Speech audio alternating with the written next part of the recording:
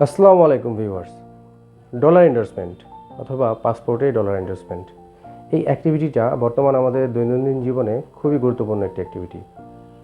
আমরা যখন বাইরের কোনো দেশে ঘুরতে যাই তখন কিন্তু আমাদের ফরেন কারেন্সি লাগে অথবা ডলার লাগে। তারপর আমরা যখন গ্লোবাল কোনো পোর্টাল থেকে ওভারসিজ কোনো পোর্টাল থেকে কিছু পারচেস করি, যেমন আলিবাবা এক্সপ্রেস অথবা এরকম ধরনের যে ওয়েবসাইটগুলো যেখান থেকে আমরা কিছু কেনাকাটা করি, তখন কিন্তু আমাদের ফরেন কারেন্সি লাগে বা ডলার লাগে। তারপরে আমরা যখন ফেসবুক বুস্টিং অথবা ইউটিউব বুস্টিং অথবা যে কোনো ধরনের গ্লোবাল পোর্টাল থেকে সাবস্ক্রিপশান কিনি, যেমন নেটফ্লিক্স, অ্যামাজন প্রাইম, তখন কিন্তু আমাদের ডলার লাগে। তো এই ডলারটা আপনি দেশে বসেই যখন ব্যবহার করবেন, সেই ব্যবহারের আগে সর্বপ্রথম একটি রিকোয়ারমেন্ট থাকে। সেই রিকোয়ারমেন্টটাই হচ্ছে ডলার এন্ডোর্সমেন্ট অথবা পাসপোর্টে ডলার এন্ডোর্সমেন্ট।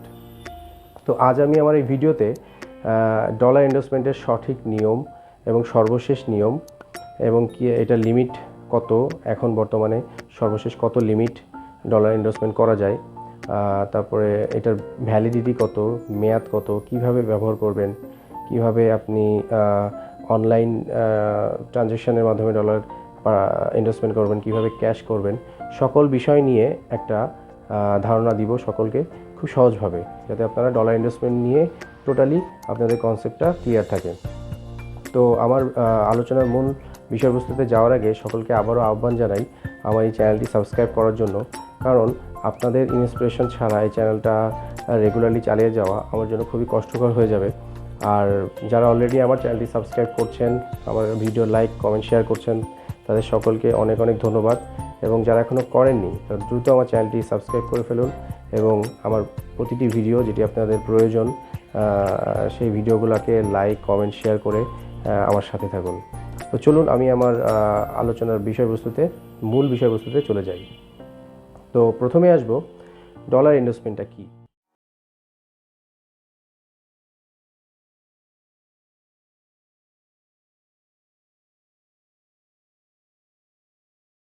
এই বিষয়টা যদি আমি বলতে হয় তাহলে প্রথমেই সহজ ভাষায় যদি আমি বলি, ডলার এন্ডোর্সমেন্টটা হচ্ছে আপনি যে ডলারটা ব্যবহার করবেন বা ওভারসিজ ট্রানজ্যাকশানে যে ফরেন কারেন্সিটা ব্যবহার করবেন, সেটা ব্যবহার করার আগে বাংলাদেশের যে গভর্নিং অথরিটি বাংলাদেশ ব্যাংক, সেখান থেকে আপনার একটি পারমিশন নিয়ে নিতে হবে এবং সেই পারমিশনের জন্য আপনাকে একটি এন্ডোর্সমেন্ট করে নিতে হবে।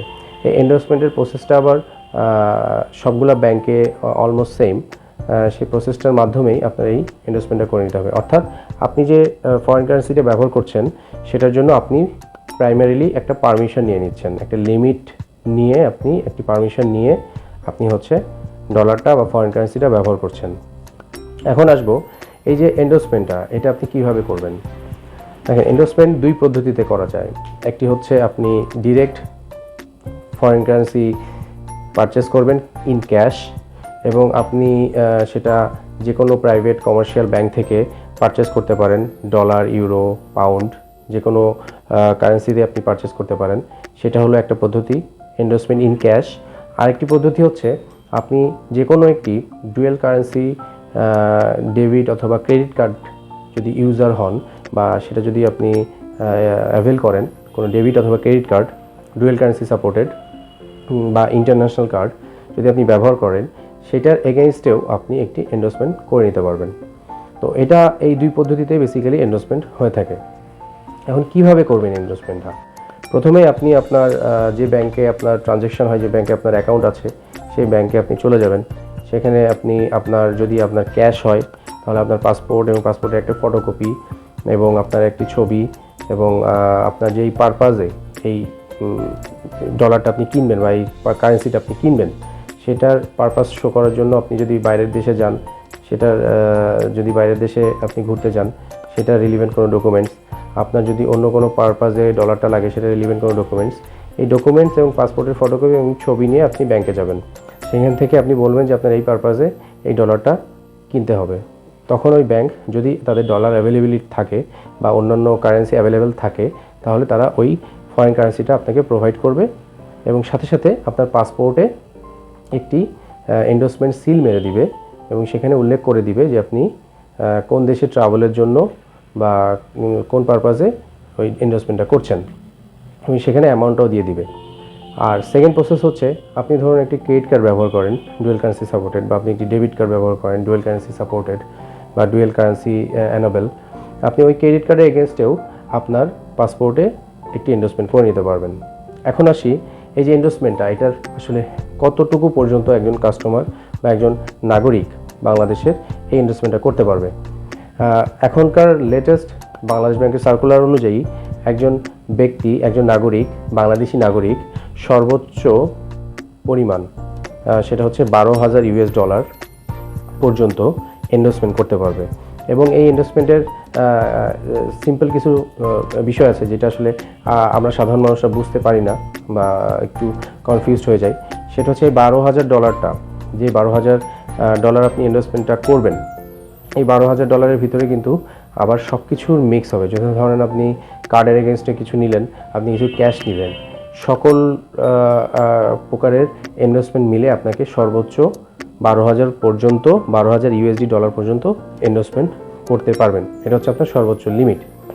এখন আসি, যদি আপনি ক্যাশে করেন, ক্যাশ ডলার অথবা ক্যাশ ফরেন কারেন্সি এন্ডোর্সমেন্ট করে থাকেন, সেক্ষেত্রে আপনার সর্বোচ্চ লিমিট হচ্ছে $5,000। মানে আপনি ক্যাশে যদি নেন, আপনি সর্বোচ্চ $5,000 এন্ডোর্সমেন্ট করে $5,000 পারচেস করতে পারবেন।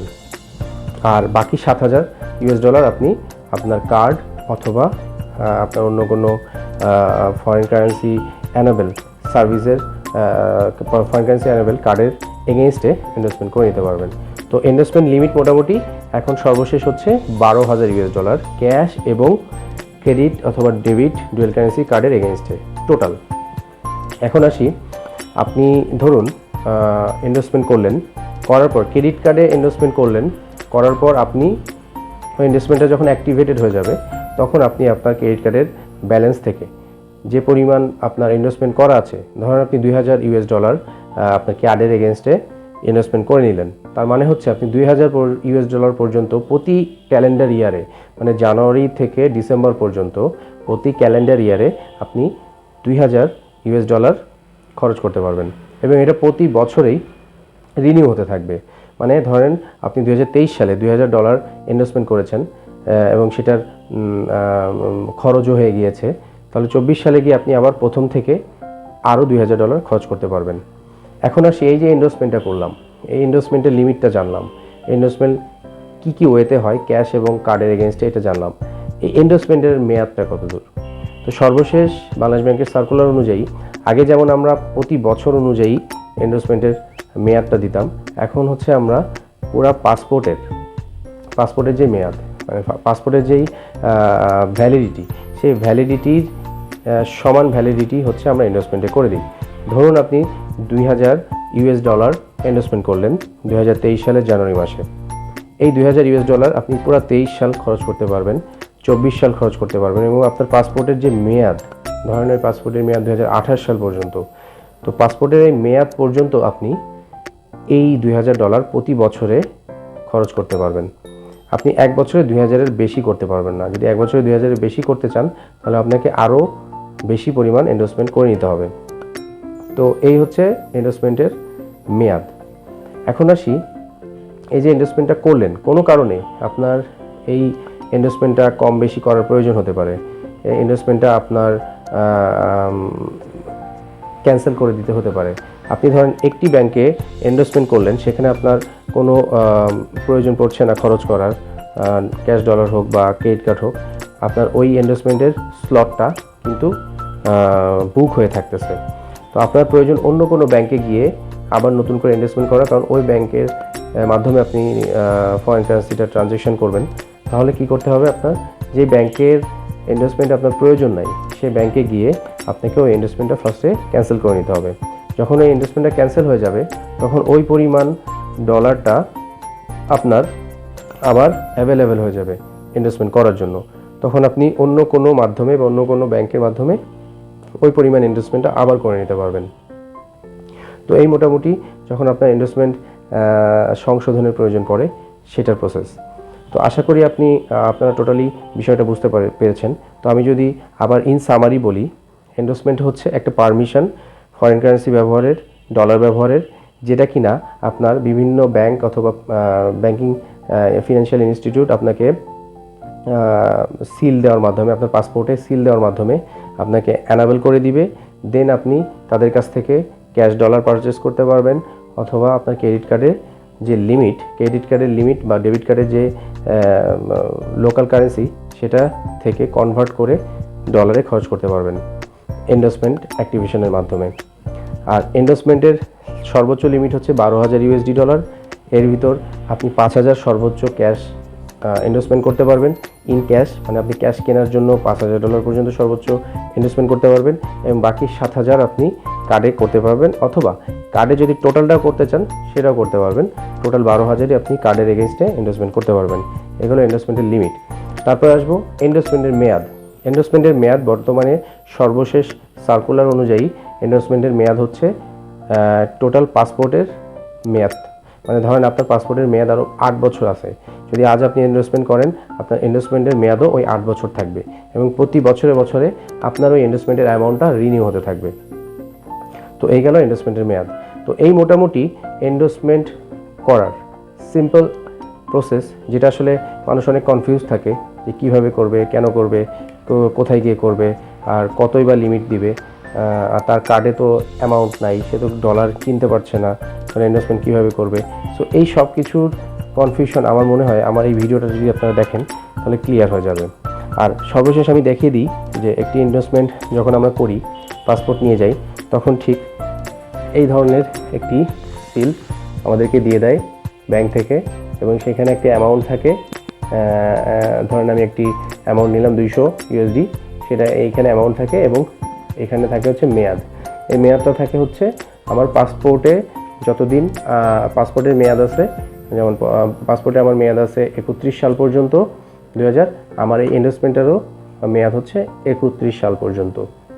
তো মোটামুটি এরকম একটা সিল আপনার পাসপোর্টের ইনভেস্টমেন্টের পাতায় দিয়ে দিবে, এবং তারা হচ্ছে সার্ভারের মাধ্যমে বাংলাদেশ ব্যাংকে রিপোর্ট করে দিবে যে এই ব্যক্তি আমি নাগরিক হিসাবে এত ডলার ইনভেস্টমেন্ট করেছি এবং আমি এটা ব্যবহার করতে পারবো। বাংলাদেশ ব্যাংকে যখন রিপোর্ট হয়ে যাবে, আপনার ইনভেস্টমেন্টটা যখন অ্যাক্টিভ হয়ে যাবে, এই $200 আপনি যে কোনো মোমেন্টে খরচ করতে পারবেন আপনার কার্ডের এগেনস্টে। যেহেতু আমি এটা কার্ডের এগেনস্টে ইনভেস্টমেন্ট করেছি, সুতরাং এই $200 আমি যখন তখন যে কোনোভাবে আমার কার্ড থেকে ব্যবহার করতে পারবো। তো এই ছিল মোটামুটি আমার ইনভেস্টমেন্ট নিয়ে ডিটেল আলাপ।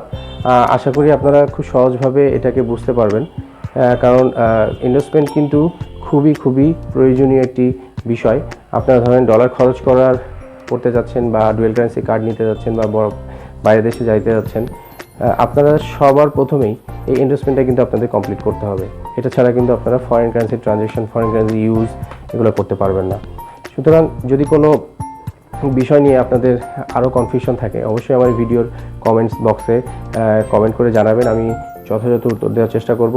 এবং আমি যেহেতু নিজেই প্রতিদিন অনেক ইনভেস্টমেন্ট করি, সো আপনাদের কোনো কোয়ারিজ, কোনো ধরনের ইনফো আমার কাছে লাগলে আমি যথাসাধ্য চেষ্টা করব আপনাদের ওই কোয়ারিগুলো মিট করার এবং আপনাদের হেল্প করার। সো আজকের ভিডিওটা বাড়াবো না, এখানে শেষ করব। আল্লাহ হাফেজ।